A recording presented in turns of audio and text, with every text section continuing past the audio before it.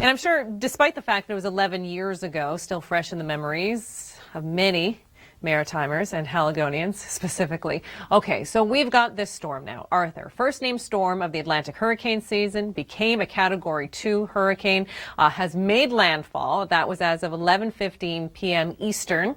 Thursday night, North Carolina, and will strengthen slightly before starting to weaken as it moves up the eastern seaboard as a Category 1 on Saturday, 2 a.m., and then by 2 p.m., making landfall likely as a tropical storm for the Maritimes. Now, this is what's happening currently. So a tropical storm watch is in place for all of Nova Scotia, all of PEI, parts of New Brunswick, mainly the southern and eastern shore, although this may change, by the way, and likely being upgraded to a warning as the storm gets closer.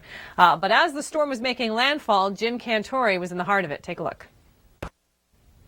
Yeah, imagine the aftermath, what this is going to look like in the light of day. So the storm is moving up in a populated area with millions of people, July 4th holiday.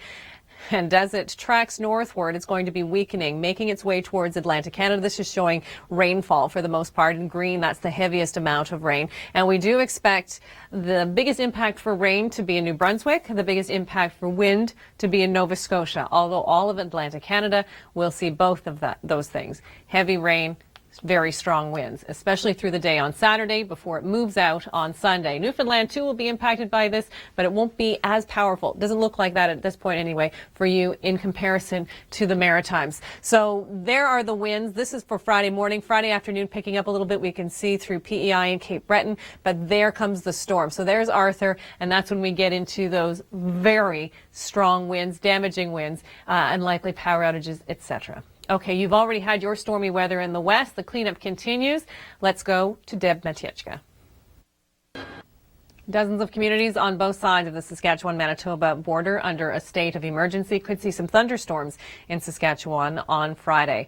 Our storm watch coverage continues for Atlantic Canada and updates from the west as well.